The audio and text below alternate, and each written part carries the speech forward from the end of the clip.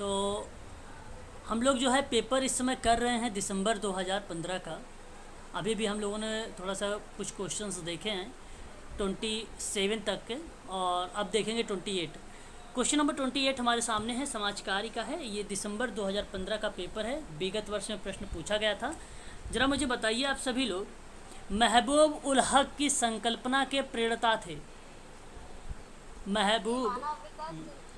महबूब ul Haq dash की संकल्पना के प्रेरणा थे। ऑप्शन डी की तरफ आ रहे हैं। ओके, यहाँ क्वेश्चन नंबर 28 की अगर हम लोग बात करते हैं, इसका सही जवाब जो होगा ऑप्शन नंबर डी ही करेक्ट होगा, मानव विकास सूचकांक।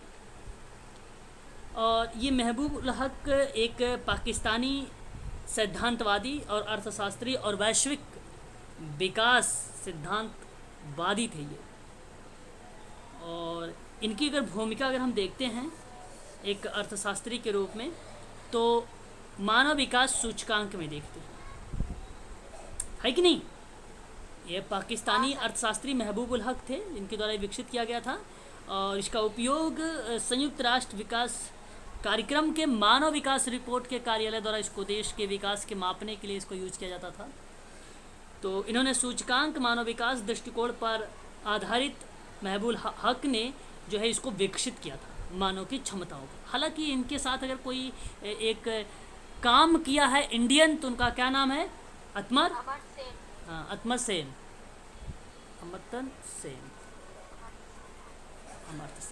ठीक है, तो ये आप ध्यान रखिएगा, काफ़ी इंपॉर्टेंट चीज़ है ये, आप लोगों से हो सकता है पूछा जाए एग्जाम में, है ना, मानव विकास के बारे में। क्वेश्चन नंबर 29 देखिए, निम्नलिखित में से कौन सा गैर संभावित, मतलब एक प्रकार से नॉन प्रोबेबिलिटी सैंपलिंग की बात कर रहा है, गैर संभाव्यता प्रतिदर्श, है ना। ठीक है, आप लोग जवाब दीजिए थोड़ा सा। ठीक है, तो यहाँ पे अगर हम बात करें, बताइए जरा कौन सा सही है आपका नॉन प्रोबेबिलिटी वाले में? ए और बी है ना सर, ये सोतेश वाला हो जाएगा। ओके, और एक वो स्नोबॉल वाला, ये दोनों। तो नॉन प्रोबेबिलिटी की पद्धति कौन कौन सी है? बिल्कुल, एक आपका ये हो जाएगा, एक स्नोबॉल हो जाएगा। नॉन प्रोबेबिलिटी यही है, बाकी प्रोबेबिलिटी वाले हैं दो। देखो एक प्रश्न यहाँ से भी आएगा, एक प्रश्न इस तरीके का जो आइडेंटिफाई करते नहीं हैं आप लोग कि कौन सा प्रोबेबिलिटी है कौन सा नॉन प्रोबेबिलिटी है, सोशल वर्क में आएगा ये। एक प्रश्न यहाँ से आएगा तय है, ठीक है, आपको आइडेंटिफाई करनी होगी, तो इसलिए आप पढ़ के जाइएगा ये भी, ठीक है, सैम्पलिंग का भी। ऑप्शन नंबर ए आपका करेक्ट रहेगा, हर बार पूछा गया है, आप लोगों ने पेपर भी देखा होगा। क्वेश्चन नंबर 30 की बात करें, डैश नेता दल द्वारा अनुगमन किए जाने के लिए प्रमुख योजना का निर्णय एक पक्षीय रूप में करता है, तो बताइए क्या? निरंकुश, प्रजातांत्रिक, स्वच्छतावादी या करिश्माई? इंग्लिश दिखा दूं? सर ये तो डिक्टेटर निरंकुश ही होगा ना, कोई एक पक्षीय, मतलब अपना अधिकार को थोप रहा है उसके ऊपर, निरंकुश हो जाएगा। देख लो आप लोग, बताओ मुझे जरा। क्वेश्चन नंबर 29, निरंकुश का क्या अर्थ निकलता है? अगर हम बात करें निरंकुश का, तो क्या आप अर्थ निकालना चाहेंगे? निरंकुश का सर अर्थ ये है, जैसे तानाशाह होते हैं, निरंकुश मतलब वो सिर्फ अपना निर्णय थोपते हैं लोगों को, हिटलर टाइप से होते हैं निरंकुश में। एक देखो, निरंकुश कहने का मतलब एक ऐसा शब्द है जो अंकुश या प्रतिबंध ना माने, मनमाना आचरण, है ना, वश में ना रहने वाला निरंकुश। तो प्रश्न हमारे सामने क्या है? प्रश्न हमारे सामने है कि निरंकुश नेता दल द्वारा अनुगमन किए जाने के लिए प्रमुख योजना का निर्णय एक पक्षी रूप में करता है। अच्छा, अनुगमन क्या होता है? अनुगमन फॉलो करना, क्या चीज? फॉलो करना। अच्छा, अनुगमन मतलब कार्यविधि को, किसी योजना को फॉलो करना। बिल्कुल। तो यहाँ पे जो अनुगमन का अर्थ बताया गया, एक प्रकार से किसी चीज़ को फॉलो करना, बहुत बढ़िया। तो वही क्रिया प्रतिक्रिया निरंकुश के रूप में आ रही है कि प्रमुख योजना का निर्णय एक पक्षी के रूप में होता है। तो ऐसे में ये निरंकुश ही सही जवाब है, प्रजातांत्रिक नहीं। ना ही स्वच्छतावादी हो जाएगा, ना ही करिश्माई होगा। करिश्माई की इंग्लिश क्या थी भाई? ये क्या है करिश्माई? करिश्मेटिक। अच्छा, ये मतलब एक एक्शन शब्द से जुड़ा हुआ है यार, है ना, एक्शन शब्द से है, ठीक है, क्रिया वाले शब्द से है करिश्माई, एक्शन शब्द से। एफ टेस्ट की शुरुआत किसने किया था? एफ टेस्ट की शुरुआत की थी,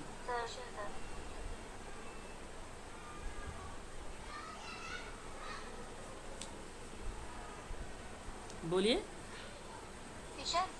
फिशर, ओके, फिशर ने किया था 1920 के दशक में। हाँ।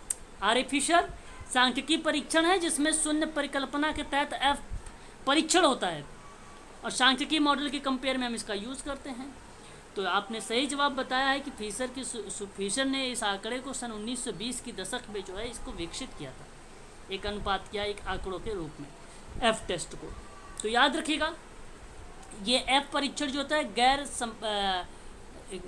जो है गैर संभाव्य है, ठीक है, जिसको आप लोग क्या बोलते हो, एक पैरामेट्रिक बोलते हो, एक नॉन पैरामेट्रिक बोलते हो।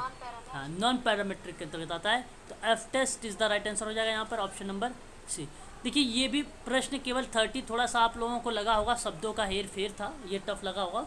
बाकी मैं लास्ट टाइम से देख रहा हूँ 7-8 प्रश्न ऐसे आ रहे हैं जो बहुत ही सरल सरल आ रहे हैं। देखो फैक्ट पर भी सरल प्रश्न आया हुआ है। आगे बात करें 32 के बारे में। देखिए विचाराधीन विषय, टर्म्स ऑफ रेफरेंस, TOR। देखो ये भी प्रश्न बहुत बढ़िया भाई, है ना, है कि नहीं? टर्म्स ऑफ रेफरेंस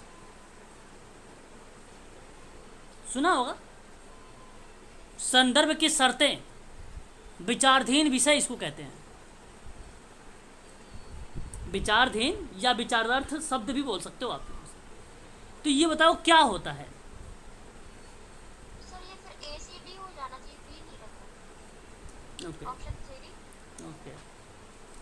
संदर्भ की अगर हम शर्त की बात करते हैं, यहाँ पर आपने ऑप्शन नंबर 3 का चुनाव किया। चलो देखते हैं हम लोग भी एक एक करके थोड़ा सा। तो इसका जो पहला पॉइंट हमारे सामने दिखाई दे रहा है, यह आपसे कह रहा है कि समय सीमा। देखिए जब भी कभी टर्म्स ऑफ रेफरेंस की हम बात करते हैं तो इसके अंतर्गत उद्देश्य और संरचनाओं को परिभाषित की जाती है। तो यहाँ पर अगर हम बात करें परियोजना, समिति, बातचीत, वार्तालाप, किसी का भी संग्रह की बात करें, लोगों को एक साथ जोड़ने की बात करें, तो वो कहीं ना कहीं टर्म्स ऑफ रेफरेंस कहलाता है। इसी को हम शुद्ध हिंदी में क्या बोलते हैं, संदर्भ की शर्तें कहते हैं। तो मतलब यहाँ पर मेरा कहने का तात्पर्य ये है आप सभी से कि संदर्भ की शर्तें दर्शाती है कि प्रश्न में वस्तु को कैसे परिभाषित, विकसित और सत्यापित किया जा सकता है। यही है TOR। TOR एक प्रकार की परियोजना, समिति, बैठक, बातचीत किसी साझा लक्ष्य को पूरा करने के लिए काम करती है, और इसका उद्देश्य यही होता है कि संरचनाओं को परिभाषित करना। सर इसका फुल फॉर्म क्या होगा? TOR का TOR, टर्म्स ऑफ रेफरेंस। हाँ TOR है ना, इसको याद रखिए, संदर्भ की शर्त इसको बोला जाता है, TOR को, है ना, टर्म्स ऑफ रेफरेंस बोला जाता है इसको, याद रहेगा। अब यहाँ पे अगर मैं बात करूँ तो समय सीमा है, प्रत्याशित परिणाम भी है, और अगर हम बात करें समस्याओं की सीमाएं भी हैं, संदर्भों की स्वीकृति। अब यहाँ पे थोड़ा सा इसकी इंग्लिश देखिए, संदर्भों की स्वीकृति की बात क्या कर रहा है यहाँ पे, कह रहा है कि एक्सेप्टेंस ऑफ रेफरेंस, TOR। तो क्या ये होना चाहिए TOR में? देखिए आप एक एक बात सुन लीजिए। पहला पॉइंट, उद्देश्य, कार्यक्षेत्र और डिलीवेरियंस, हितधारक, भूमिका, जिम्मेदारियां, गुणवत्तापूर्ण योजनाएं, संसाधन, फाइनेंस, समय सारणी जिसको आप समय सीमा बोल रहे हो, ठीक है, और एक परिणाम, प्रत्याशित परिणाम, ठीक है। ये सारा चीज़ें जो होगी ये TOR के अंतर्गत आएगी। प्रबंधन के पहले जो स्टेप होते हैं उसके दौरान जो प्लानिंग होती है उस प्लानिंग को हम एक्सेप्टेंस करते हैं, यानी एक प्रकार से अनुमोदित करते हैं, और इसके तुरंत बाद हम परियोजना बनाते हैं, मैनेजमेंट बनाते हैं, और इसी का हम यूज करते हैं। इसको बोलते हैं टर्म्स ऑफ रेफरेंस बोलते हैं। हाँ तो सर स्वीकृति फिर नहीं होगी ना, टर्म्स तो बाद में आएंगे, पहले स्वीकृति हो चुकी होगी। बिल्कुल, यहाँ आपको ये ध्यान रखना ज़रूरी है कि कोई प्लानिंग हो या कोई कमेटी या कोई बैठक या कोई वार्तालाप या किसी साझा लक्ष्य को पूरा कर रहे हैं आप, तो वहाँ जो भी एक्टिविटी संचालित होगी उसी को हम रखेंगे, तो वो हमारा टर्म्स ऑफ रेफरेंस कहलाता है।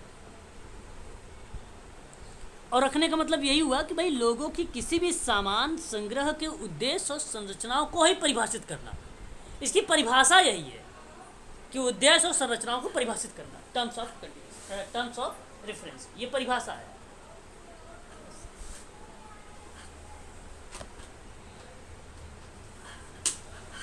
समझ आया? चलो, समझ में आया तो बहुत अच्छी बात है, आगे बढ़िए। यहाँ ऑप्शन आपका ये सही हो जाएगा, BABC। कर्मचारी सशक्तिकरण पद का तात्पर्य बताओ। मतलब यहाँ पे उसका देखो, अब यही बात है ना कि अगर कर्मचारी सशक्तिकरण आपको पता है तो ये प्रश्न आप दे देंगे, 2 नंबर आपको आसानी से मिल जाएगा। पहला पहला निर्णय शक्ति। कर्मचारी सशक्तिकरण पद, देखिए यहाँ आप सभी लोगों को ध्यान रखना है, कर्मचारी सशक्तिकरण की अगर जब भी कभी कोई परिभाषा आप लोगों से पूछे तो आप सीधा सा जवाब देना कि कर्मचारियों को उसके विशेष संगठनात्मक कार्यों के संबंध में निर्णय लेने के लिए एक निश्चित डिग्री की स्वायत्तता और जिम्मेदारी दे रहा होता है, और यह एक संगठन के निचले स्तर पर निर्णय लेने की अनुमति देता है, जहां कर्मचारियों के पास एक निश्चित स्तर पर संगठन के सामने आने वाले मुद्दों और समस्याओं के बारे में एक अनूठा, एक यूनिक या एक द्वितीय दृष्टिकोण होता है। तो ऐसी कंडीशन पे कर्मचारी सशक्तिकरण पद को रिप्रेजेंट किया जाता है। तो आप ऑप्शन में देखिए कि किसी कर्मचारी को और अधिक स्वायत्तता और निर्णय लेने की शक्ति प्रदान करने की जो प्रक्रिया कहलाती है, क्या वो प्रक्रिया आपकी कर्मचारी सशक्तिकरण कहलाती है?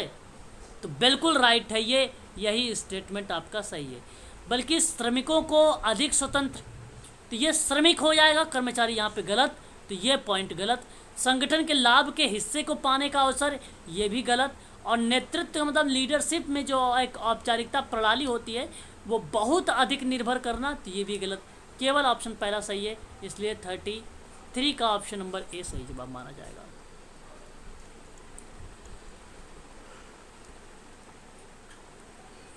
बताइए 34, नव रूढ़िवादी दृष्टिकोण को अन्यथा कहा जाता है।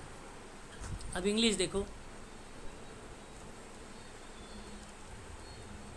बताओ क्या होगा यहाँ पे। न्यू कन्वर्टिव एक प्रकार का ये, हाँ न्यू राइट अप्रोच तीसरा वाला लग रहा है। ओके,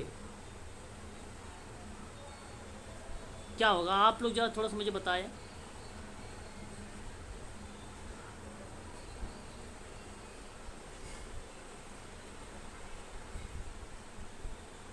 बोलो।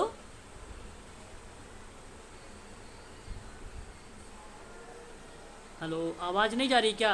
हाँ आ रही है सर, आ रही है सर। आप इसको एक्सप्लेन करने का बोल रहे हैं सर, इसका मतलब नहीं, आप मुझे बताओ ये क्या है, इसका सही जवाब क्या होगा। थर्ड नव रूढ़िवादी दृष्टिकोण को अगर हम लोग बोलेंगे तो इसका क्या अर्थ बनेगा।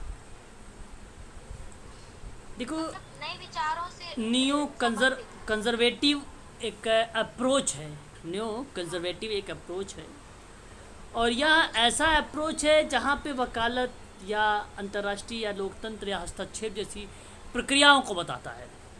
इसको हम बोलते हैं नव रूढ़िवादी दृष्टिकोण। याद रखिएगा, बहुत ही इंपॉर्टेंट सवाल है आप लोगों के सामने ये। और ये जो यूज़ में लाया जाता है वह अगर हम बात करें तो नव अधिकार दृष्टिकोण में लाया जाता है। है ना। हालांकि अगर मैं बात करूं आप लोगों से, इसकी पदोन्नति की वकालत करता है, और ये हालांकि अंतर्राष्ट्रीय में लोकतंत्र और हस्तक्षेप की मामलों को शक्ति और उसके माध्यम से शांति सहित जैसी प्रक्रिया को ये संचालित करता है। तो यहाँ पे साम्यवाद के लिए, तिरस्कार के लिए जाना जाता है साम्यवाद में। तो मैं आप लोगों से बताऊंगा कि नौ रूढ़िवाद है ये। तो नौ रूढ़िवाद को रिप्रेजेंट करने वाला अगर कोई शब्द यहाँ पर बन रहा है तो वह बन रहा है ऑप्शन नंबर 3। अंतर्राष्ट्रीय मामलों के लोकतंत्र और हस्तक्षेपवाद को बढ़ावा देने की वकालत करता है, जिसमें शक्ति के माध्यम से शांति भी शामिल है, और साम्यवाद और राजनीतिक कंटरवाद के लिए ये तिरस्कार के लिए जाना जाता है। तो इसका सही जवाब जो होगा वह ऑप्शन नंबर आपका 3 सही होगा। ये 1960 के दशक में संयुक्त राष्ट्र अमेरिका में उदारवादी बाजों के बीच पैदा हुआ। बेसिकली ये डेमोक्रेटिक पार्टी के तेजी में शांतिवादी की बात करता है। तो मैं बताऊंगा आप लोगों को 1960 के दौरान में इसकी भूमिका रही। 9 समाजशास्त्रियों में अगर किसी का नाम आया तो जॉर्ज डब्ल्यू बुश का नाम आया था।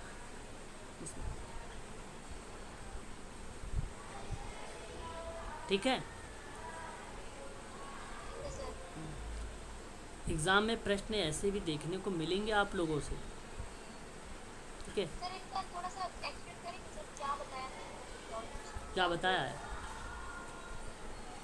भाई? मैंने आप लोगों से कहा कि इसकी जो शुरुआत थी बेसिकली जो स्टार्ट किया गया वो स्टार्ट किया गया 1960 के दशक में। इसमें अगर किसी की भूमिका रही तो जॉर्ज डब्ल्यू बुश प्रशासन की रही। यह क्या था? ये बेसिकली घरेलू नीतियों के संबंध में उनके उदार विश्वासों पर भी सवाल उठाना शुरू कर दिया था। तो जो नियो कंजर्वेटिव है दृष्टिकोण, ये आमतौर पर लोकतंत्र और हस्तक्षेपवाद को बढ़ावा देने की वकालत करता था। शक्ति के माध्यम से शांति सहित अंतर्राष्ट्रीय मामले और साम्यवाद और राजनीतिक कट्टरपंथी के लिए तिरस्कार के रूप में ये जाना गया था। बाद में अगर हम देखें तो बहुत सारे विद्वान आए इसको लेकर, अलग अलग विद्वानों ने अलग अलग तरीके से इसके बारे में चर्चा किया था। ठीक है।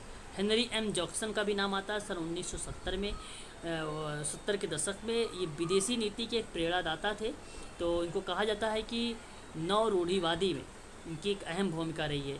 हेनरी एम जैक्सन 1970 ऑप्शन आपका सही हो जाएगा यहाँ पर। राष्ट्रीय महिला कोष को ध्यान रखिएगा आप सभी लोग, राष्ट्रीय महिला कोष को क्या कहा जाता है?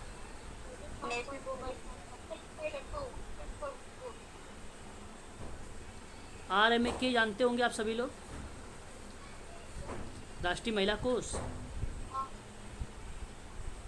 भारत सरकार के द्वारा इसको स्थापित किया गया था, आप लोग जानते भी होंगे। 1993। हाँ, 1993 में। Very good. तो राष्ट्रीय महिला कोष जो है महिलाओं के सामाजिक आर्थिक सशक्तिकरण के लिए महिला और बाल विकास मंत्रालय के तत्वाधान में या स्वायत्त निकाय के रूप में एक राष्ट्रीय स्तर पर यह एक गठन किया गया इसका। बेसिकली इसका काम था महिलाओं के सामाजिक और आर्थिक सशक्तिकरण को लेकर बढ़ावा देने की। तो ये है किससे मैच करता है? दूसरे से कर रहा है ना sir, credit fund for women. बिल्कुल, national credit fund for women. ठीक है।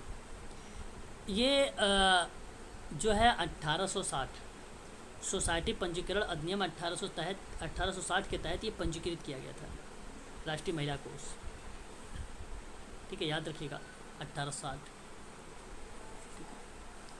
1860 1860 और 1960।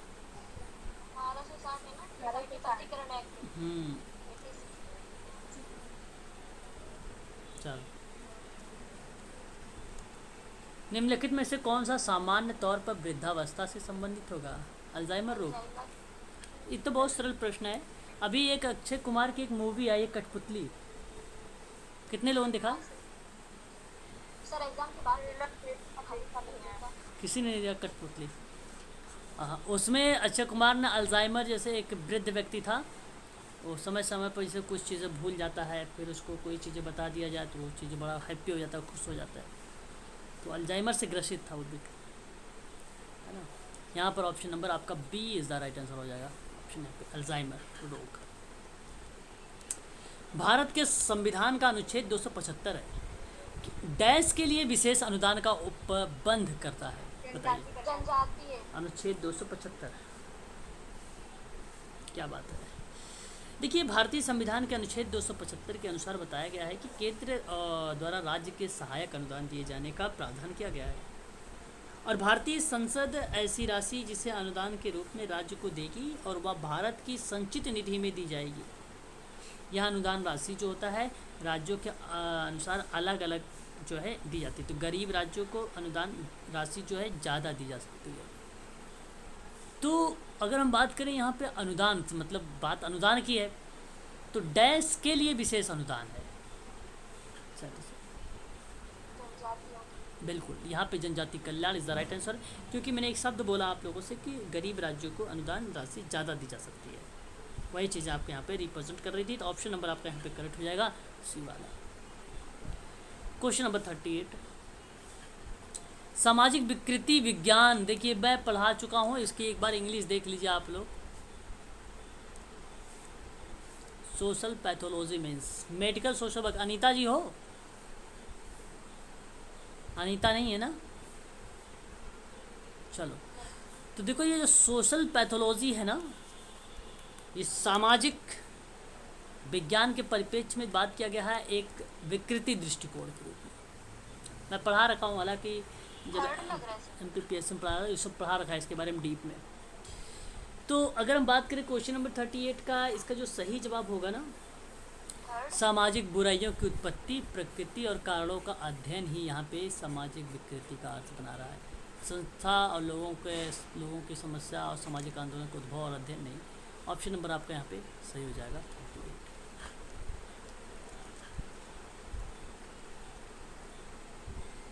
सामाजिक विचलन उस व्यवहार को दर्शाता है जो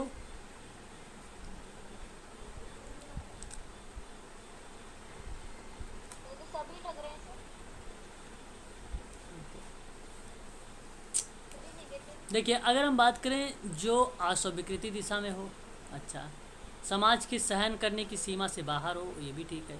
समाज के मानकों का उल्लंघन हो, सामाजिक क्रिया का आमंत्रित करता हो, ठीक है भाई। ऑप्शन नंबर डी सही है यहाँ पे, ऑल ऑफ द अबव, ठीक है, ये आपका सही हो जाएगा। निम्नलिखित में से कौन सी पीड़ित रहित अपराध है भाई? जुआ खेलना पीड़ित रहित है। अच्छा, समझ रहे हो ना पीड़ित रहित अपराध? जिससे किसी को चोट ना पहुंचे। अच्छा, दंगा में पहुंच जाएगा, हत्या में पहुंच जाएगा, प्रहार तो है ही है। जुआ खेलना, ठीक है।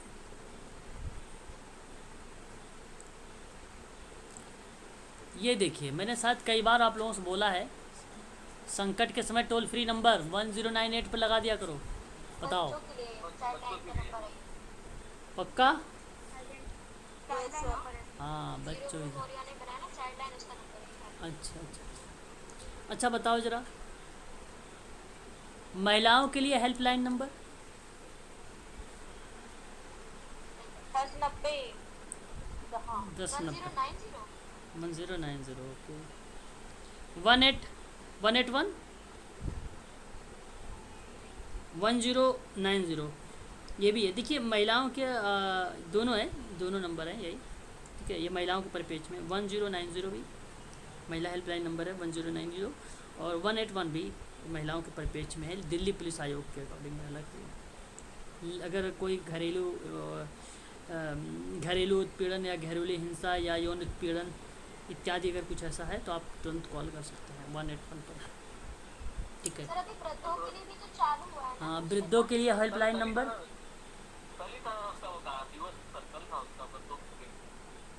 नंबर है वो?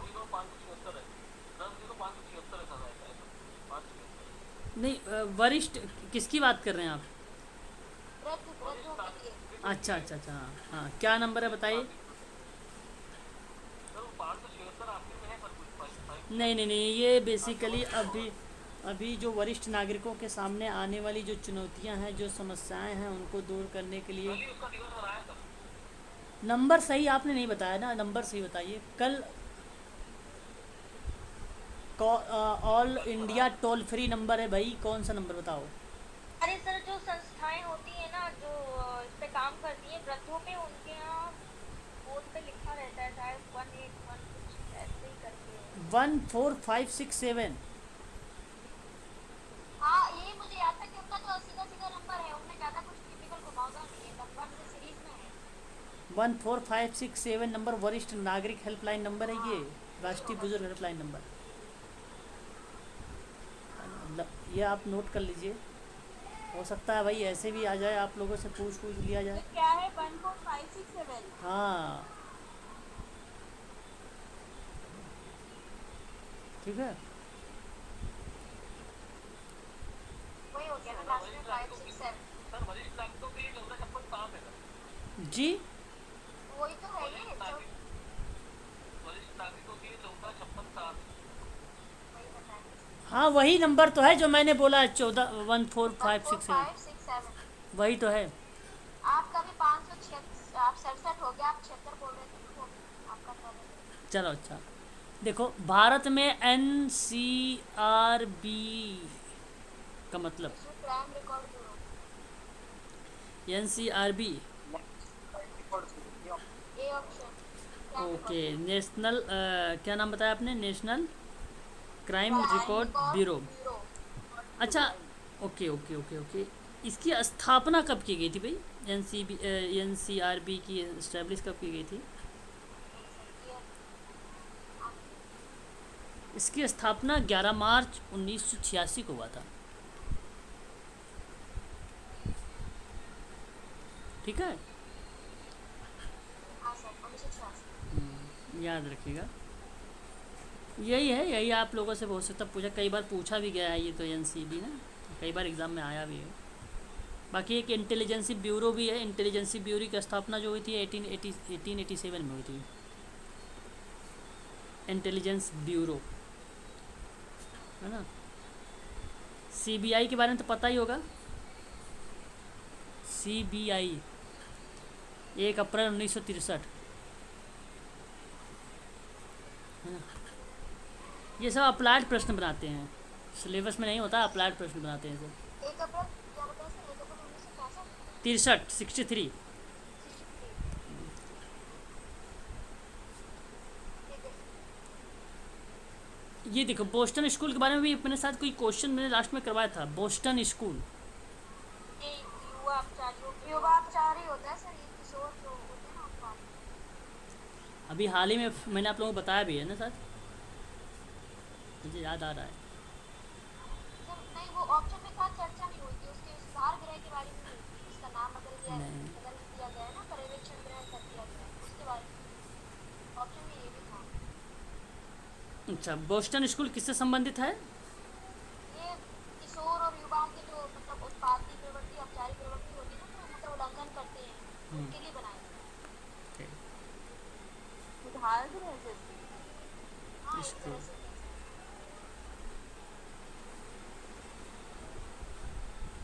ठीक है, आगे बढ़ें। हैं। हाँ सर। कारखाना अधिनियम 1948 के अकॉर्डिंग डैश श्रमिकों की संख्या है, फर्स्ट एंड बॉक्स 150 उपलब्ध की कराई। संख्या पर 150, 30 लाख। 150 श्रमिकों की संख्या पर फर्स्ट एंड बॉक्स का उपलब्ध कराया गया है, ये आप ध्यान रखिएगा। कितना बहुत इम्पोर्टेंट सवाल और फैक्ट पर है। एक धनात्मक सा संबंध होता है जब, मैंने आपको पढ़ाया, ये भी बताया है। समान दिशा में होंगे जब, समान, ऑप्शन 2।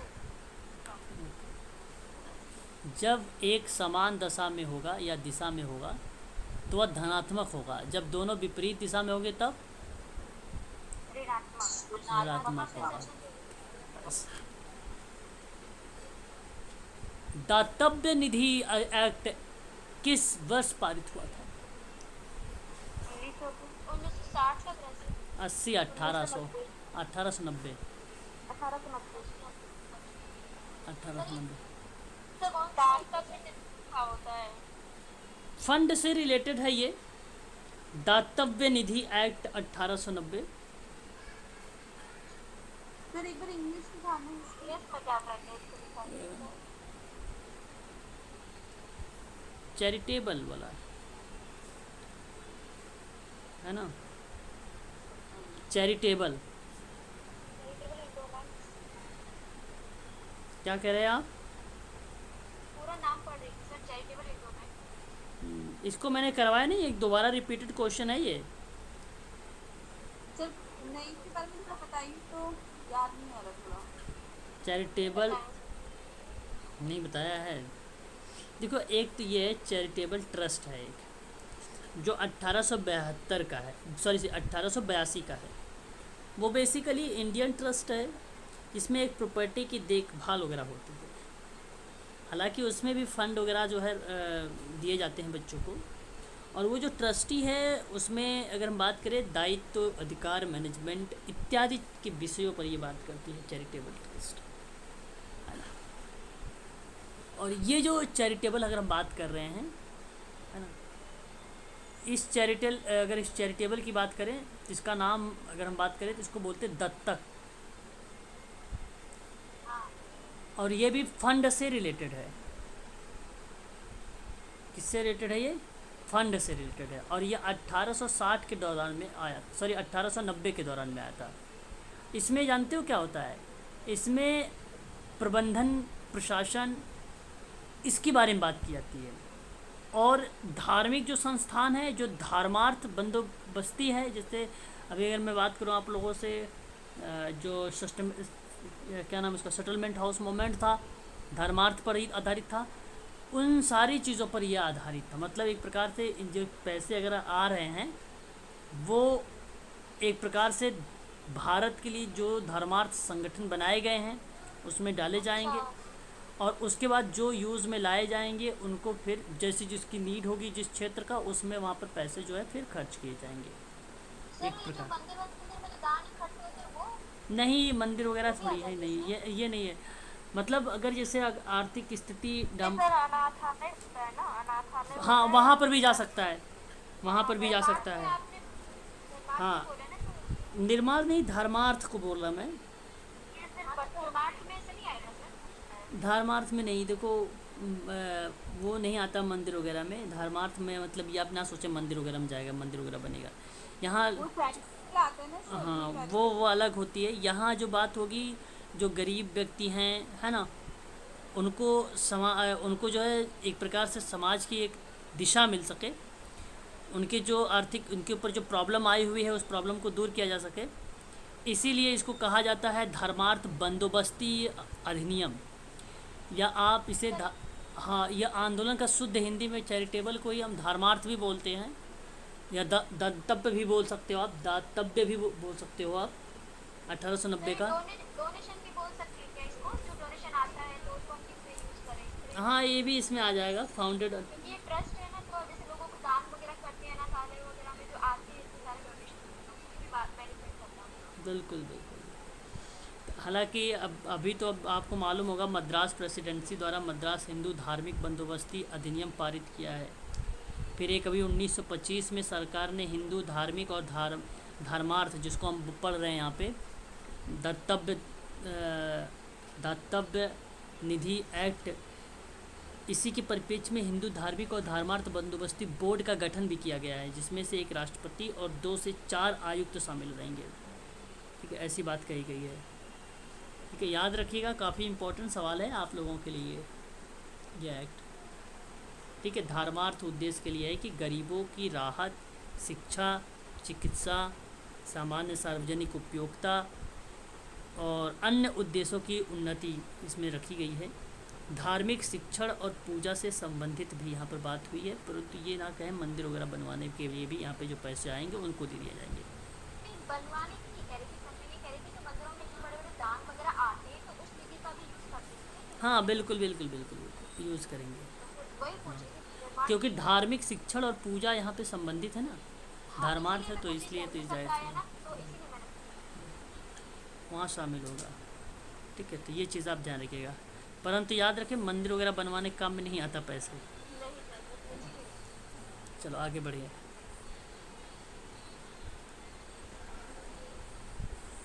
टीकाकरण मिशन किसकी स्थापना जिसकी स्थापना बच्चों के रोग ग्रस्तता और मृत्यु को कम करने के लिए की गई थी, वह बताओ कौन सा है। प्रौद्योगिकी मिशन है ना सर, ये तो ए ऑप्शन। बिल्कुल, प्रौद्योगिकी राष्ट्र जो है यहाँ पे अगर बात करें हम, राष्ट्रीय प्रौद्योगिकी मिशन, यही सही जवाब है ना। टीकाकरण मिशन जिसकी स्थापना बच्चों में रोग ग्रस्तता और मृत्यु दर को कम करने के लिए की गई थी, वह राष्ट्रीय प्रौद्योगिकी मिशन होता है। ऑप्शन नंबर आपका यहाँ पर पहला वाला सही जवाब रहेगा। क्लियर रहेगा ना। इसके बारे में कोई जानते हैं राष्ट्रीय प्रौद्योगिकी मिशन? इसमें ये है ना कि जो गंभीर बीमारियां होती हैं उनके जो टीके लगने के लिए जो है ना एक इंद्रधनुष योजना आई थी ना, उसी तरह से एक मिशन है ये, इसमें टीकाकरण की पद्धति वगैरह करना है। देखिए ये एक ऐसा मिशन है जिसे अगर हम बात करें यहाँ पर, इसका उपयोग वैज्ञानिक और अभियांत्रिकी अनुप्रयोगों हेतु किया जाने वाला है। यह एक बड़े डेटाबेस को नियंत्रित करता है और संगठनात्मक कार्यों को संलग्न करता है।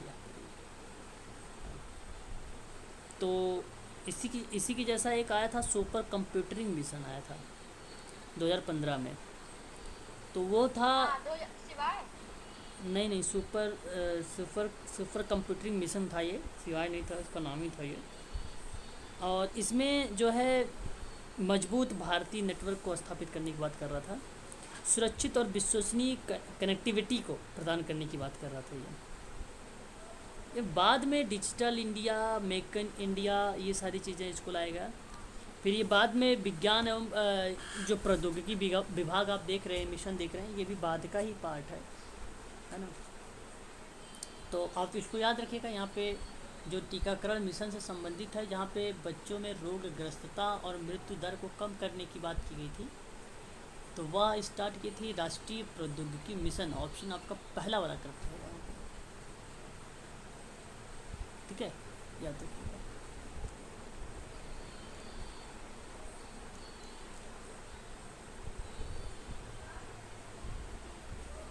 बताइए 48 बताइए। भारत सरकार में 12वीं पंचवर्षीय योजना को निम्नलिखित में से कौन सा लक्ष्य शामिल नहीं किया है? ये 8 वाला 1 मिलियन से नीचे लाने की जो गलत है। कौन सा? HIV एड्स को कम करके 1 मिलियन के नीचे लाना। हाँ, 1 करोड़। देखो 12वीं पंचवर्षीय योजना अगर मालूम होगी तो कर लोगे, और ये बात सही है कि 12वीं पंचवर्षीय योजना में कॉमन सेंस लगाओ, तर्क करो, तो भाई 1 मिलियन से नीचे लाना कहाँ बात सही है 12वीं पंचवर्षीय। इसको यही गलत है, बाकी सारे सही हैं। 25 से 1000 जीवित जन्मों तक लाना था, ये था। 100 से 1 लाख करना, ये भी था। कुल जनन क्षमता दर को अगर हम बात करें 2.1 करना, ये भी था, है ना। ये नहीं था, है ना। ऑप्शन पहला सही है, ठीक है। सभी प्रकार के जो है नस्ली भेदभाव को समाप्त करना है। तो अंतर्राष्ट्रीय अभिसम्मेलन किस वर्ष अंगीकृत किया गया था, बताइए। हाँ जी, सर ये वुमेन्स वाला है क्या सर? ये 1965 लग रहा है सर। हाँ। ये वुमेन्स का तो नहीं है सर। देखो ये एक आप ध्यान रखिएगा कि नस्ली भेदभाव को समाप्त करने के लिए अंतर्राष्ट्रीय अभिसम्मेलन 1965 में अंगीकृत किया गया था। और ये आपको मालूम होना चाहिए कि आपको बता दूं मैं, प्रत्येक वर्ष 21 मार्च को 21 मार्च को अंतर्राष्ट्रीय नस्ली भेदभाव उन्मूलन दिवस मनाया जाता है। सर रिपीट करिए। और यह दिवस जो है ना, जातिवाद और नस्ली भेदभाव के विरुद्ध एकजुटता का अगर हम बात करें, आह्वान करता है ना? तो ये संयुक्त राष्ट्र महासभा ने सन अक्टूबर 1966 में 21 मार्च को अंतर्राष्ट्रीय नस्ली भेदभाव उन्मूलन दिवस के रूप में ये घोषणा कर दिया। और फिर 1900 इसके बाद से 1965 मतलब इससे पहले की बात करें तो उससे पहले में दक्षिण अफ्रीका के अगर हम बात करें में लोगों द्वारा नस्ली भेदभाव कानून के खिलाफ किए जा रहे एक शांतिपूर्ण प्रदर्शन था, है ना। सर ये अपने इंडिया का नहीं है ना सर, ये इंडिया का क्या नहीं, इंडिया का ही तो है 1965। अंतर्राष्ट्रीय अधिवेशन में। देखिए अंतर्राष्ट्रीय मैगजीन है ना, तो अपने भारत में भी तो आएगा। हाँ भारत ने अंगीकृत किया होगा सर इसको। सर दिवस कब बताया था, नस्ली भेदभाव दिवस? 21 मार्च।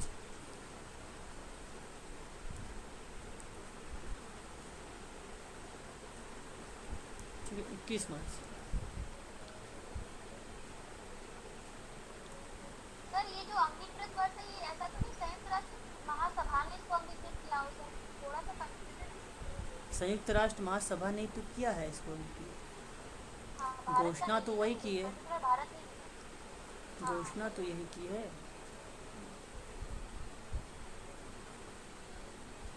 संयुक्त राष्ट्र महासभा ने। आगे बढ़िए, क्वेश्चन नंबर नेक्स्ट लीजिए 50।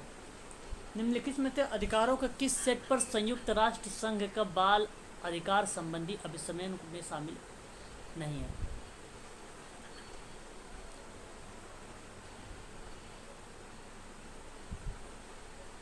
भागीदारी। 50 आर्थिक।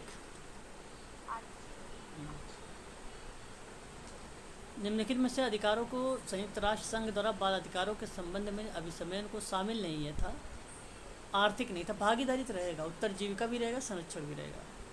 ठीक है, करेक्ट जवाब हो जाएगा आपका ऑप्शन नंबर यहाँ पर सी वाला। जरा बताइए ये कब आया था?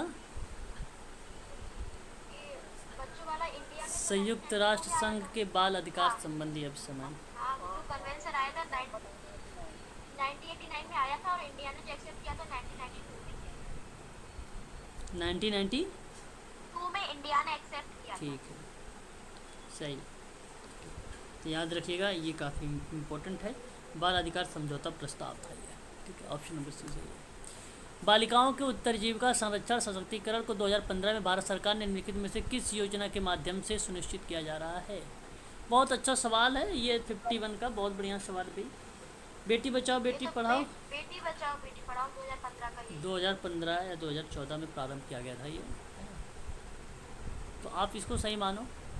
ठीक है, अच्छा बताओ जरा आप सभी लोग, जननी शिशु सुरक्षा योजना कब शुरू हुई? जननी सुरक्षा योजना 12 अप्रैल 2005। 2005 का है सर। हाँ सर ये वाला है, ये जननी सुरक्षा योजना नीचे में। अच्छा ये 12 अप्रैल, हाँ ये अप्रैल। JSY जो है ना, JSY हाँ ये वो रहा, 2005 का है। जो JSY जननी है, शिशु वो सुरक्षा योजना कब शुरू की गई? ये 2011 का है। जननी शिशु वाला, हाँ JSSY। ठीक है, जून 2011। अच्छा बताओ, सबला योजना कब प्रारंभ किया गया? 2010। 1 अप्रैल 2011। 2010 हाँ सर 1 अप्रैल 2011। ये बहुत आसान सवाल, कौन बताएगा? आप PWD।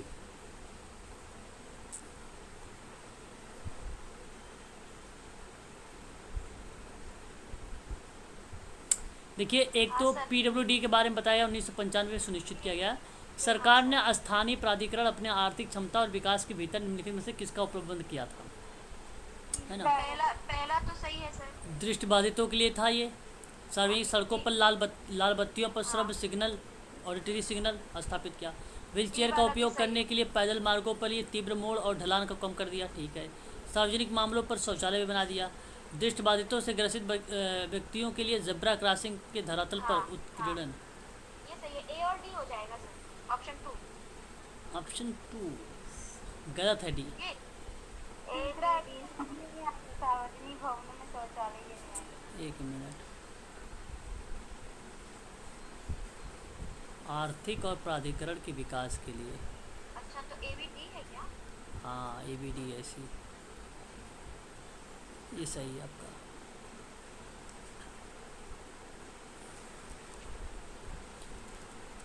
DDRC क्या होता है? डिस्ट्रिक्ट डिसेबिलिटी रिहेबिलिटेशन से। DDRC कोई बैठ सावित्री एक करके कोई स्टूडेंट है DDRC में, अभी जल्दी मैंने देखा है शायद उसका स्टेटस उसमें थी DDRC में। निम्नलिखित में से कौन सा सामाजिक विकास का सूचक नहीं है? सामाजिक विकास का बताइए। आगे सर औद्योगिकी नहीं है। दीर्घायु होगा ना सर? दीर्घायु है, नहीं है। औद्योगिकीकरण औद्योगिक जीवन प्रत्याशा में आ जाएगा। हाँ सर, औद्योगिकरण नहीं। आगे बढ़िए, थोड़ा सा तीव्र गति से करेंगे, पेपर समाप्त करना है आज इसमें। निम्नलिखित में से कौन सा अनौपचारिक संगठन की विशेषता नहीं है? अनौपचारिक संगठन की विशेषता नहीं है। एक कार्यालय मानक नहीं होगी। ये औपचारिक में आ जाएगा। क्यों भाई, ये तो आता है अनौपचारिकता में। औपचारिक संगठन और औपचारिक संगठन की विशेषता पूछा है। अच्छा सर ये नहीं होगा सर, ये अर्जित स्थिति वाला नहीं होगा सर, ये दूसरा। नहीं, अर्जित तो अनौपचारिकता में तो आता ही है, इसमें डन है, इसमें कोई दो नहीं, 110% है। कार्य कार्यालय मानक, एक मिनट देख लेता वो आ हूँ। जाएगा औपचारिक में से। तो सर यही तो बताया था पहले सर, आप बोले थे। नो डेवलपमेंटल, ये औपचारिक में होगा सर, ये जो कार्यालय मानक है अनौपचारिक में। ये तो ऑफिस वाला काम होता है। या ऑफिशियल नॉर्म से औपचारिकता में आएगा।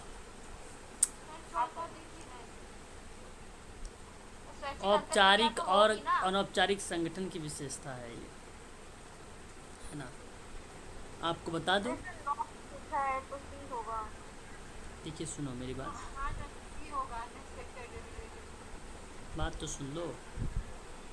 देखो, औपचारिक संगठन जो होता है ना, वो यांत्रिक होता है, मानवीय संबंधों पर आधारित होता है। ये आपका नॉन पैरामिट, ये इनफॉर्मल है ना, ये एक फॉर्मल होता है, एक इनफॉर्मल होता है, ये अनौपचारिकता है। तो जो अनौपचारिकता वाला होगा वो मानवीय संबंधों पर होगा। हाँ, स्वैच्छिक अंतरक्रिया हो जाएगी। बिल्कुल।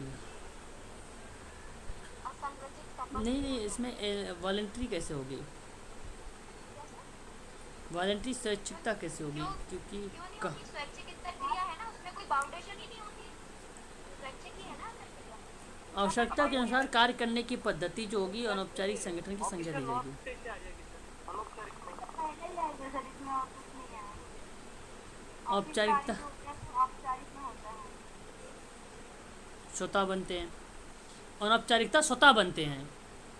हाँ, और औपचारिक नॉर्म आ जाएगा फिर से, जिसमें नॉर्म हो रहे थे।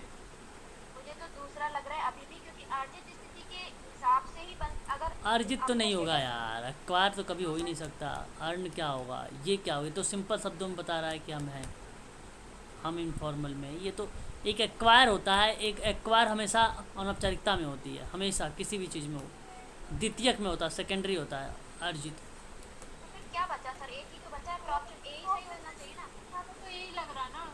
औपचारिक सामाजिक प्रतिक्रिया होती है इसमें। आप आंसर स्वैच्छिक औपचारिक संगठन का आकार छोटा होता है ना। ऑफिशियल नॉर्म मतलब ऑफिशियल जो कार्य की बात कर रहा है ना, यहाँ पे कार्यालय क्या बोल रहा था? कार्यालय मानक मानक, कार्यालय मानक क्या होना चाहिए? कार्यालय मानक मतलब होता ये है ना, ऑफिस के हिसाब से नियम जो कानून बन जाए उसके हिसाब से काम करना, तो वो नहीं होता ना औपचारिक में, उतना फॉलो थोड़ी करते हैं नियमों को। वो तो स्वैच्छिक अंतरक्रिया कर रहे हैं, तो फिर कार्यालय मानक पे काम कैसे करें?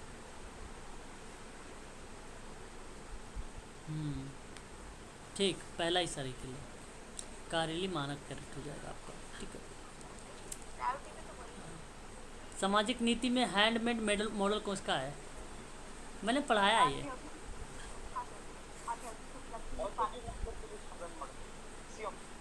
ओके, औद्योगिक उपलब्ध निष्पादन मॉडल, वेरी गुड गुड, ये सही जवाब आया है। मैंने पढ़ाया है इसके बारे में, सामाजिक नीति सारे जितने मॉडल हैं। किताब के बारे में बताओ।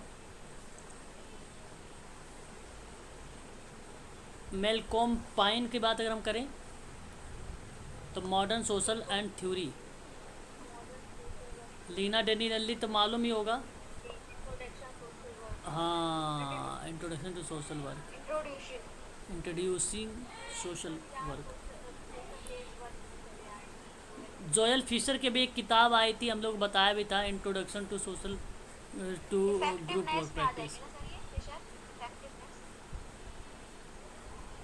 सर एक और है ना कोई प्रभावकारिता में, सर आपने इफेक्टिवनेस बात ऑफ सोशल वर्क, हाँ ये बन सकता है यार, जॉन फिशर का इफेक्टिवनेस बन सकता है, बिल्कुल। मैंने कल पढ़ाया भी था, इसके बारे में बताया भी था, है ना। और हाँ सर, लेकिन इनका नाम नहीं था, कुछ और नाम भी बताएंगे। Introduction to the group practice हो जाएगा बॉब रिसाव और टोसलैंड का। इन्होंने ये तो वो भी दिए हैं ना सर, चरण भी दिए हैं समूह स्टेप। विकास व्यवस्था के। हाँ, बताओ ऑप्शन बताओ।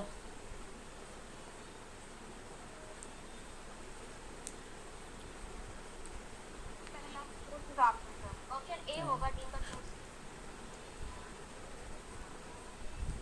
पर्यावरण में कौन आता है? वंदना शिवा। वंदना शिवा। महिला अध्ययन वीणा मनुष्का। बीना मजुमदार। अनौपचारिक क्षेत्र में श्रमिक संघ। और ये तो मालूम होगा, ग्रामीण बैंक ना, यूसुफ के। ऑप्शन मिलाओ। सी।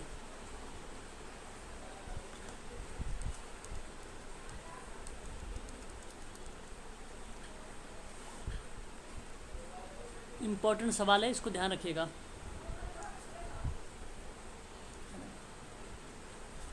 बताओ। Indian general. टाटा इंस्टीट्यूट हो जाएगा इसका, बिल्कुल। 31। पर्सपेक्टिव निर्मला।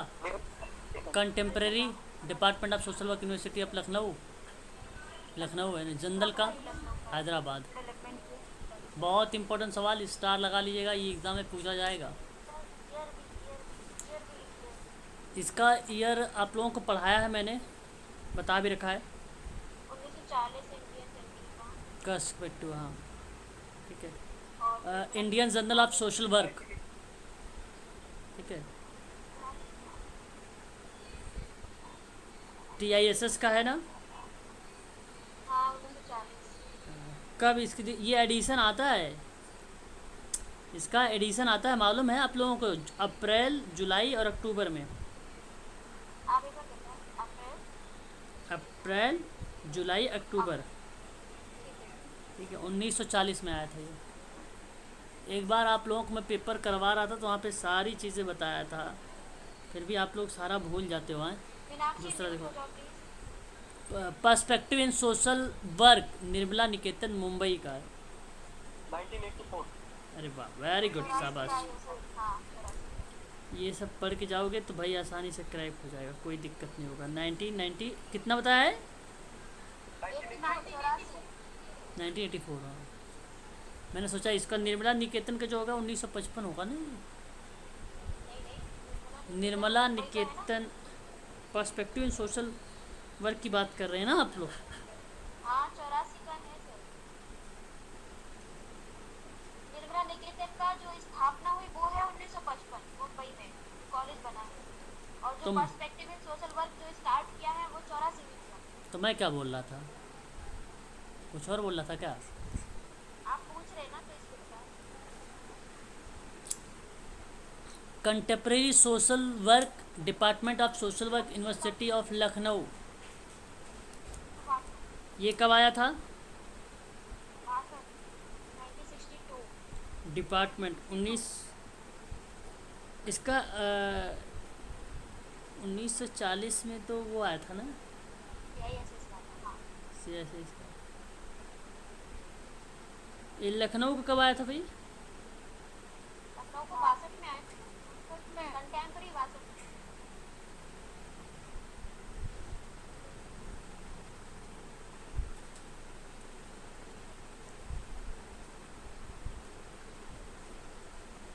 62 में। Journal of rural, journal of rural department, ये नहीं पता।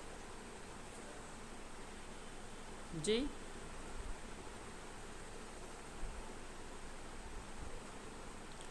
General of rural department NIRD Hyderabad.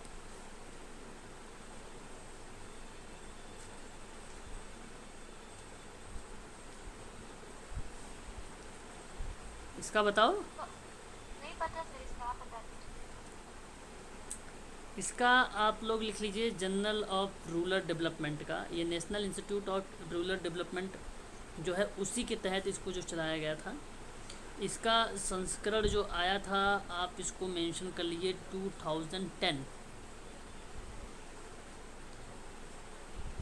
2010, ठीक है, हैदराबाद का था ये।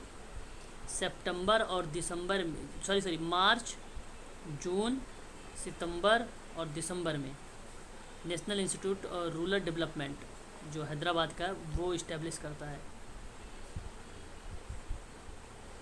2010 इज़ द राइट आंसर। कर लिया।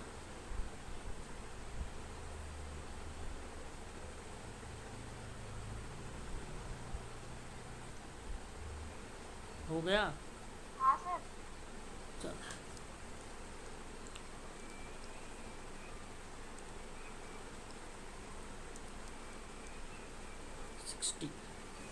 NF,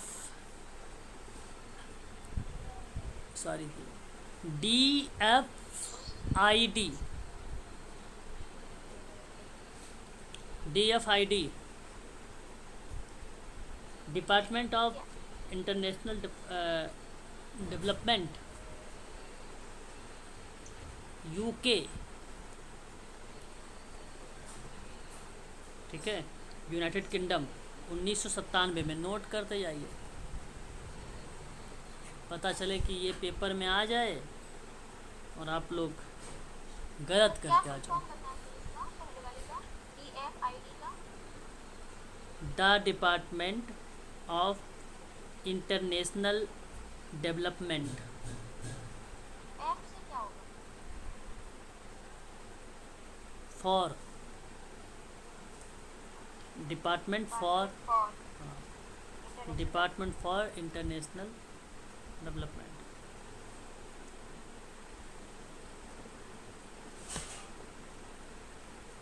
हो गया।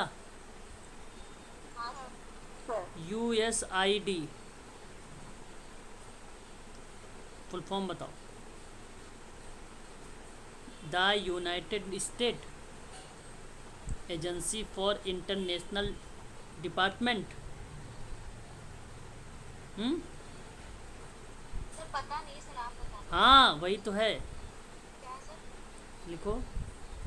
The United State agency international development,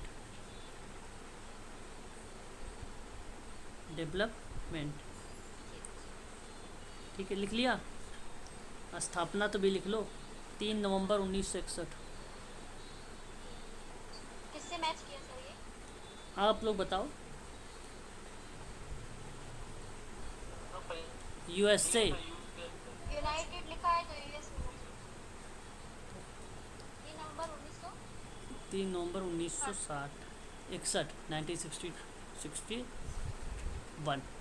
CIDA full form, CIDA, बहुत ही सरल। कनाडियन है ये, अच्छा। Canadian international Canadian association of international development. Association कहाँ इसमें आ गया, ए लिखा था तो नाम एजेंसी है वो। Agency. Canadian international development agency, ठीक है, कनाडा की है ये, ठीक है, ठीक है ना। इसकी स्थापना कब हुई है? हम लोग तो नोट करते हैं आप। अच्छा जी, ये बात है 1968 में, 1968।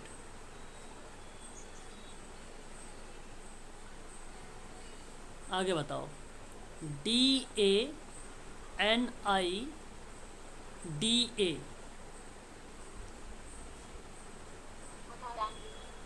याद आया? Danish international development agency.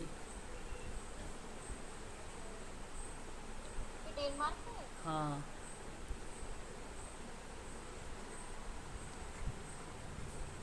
Sir ये कब आया है?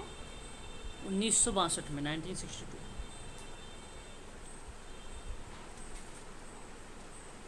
ठीक है, ऑप्शन बताओ जरा।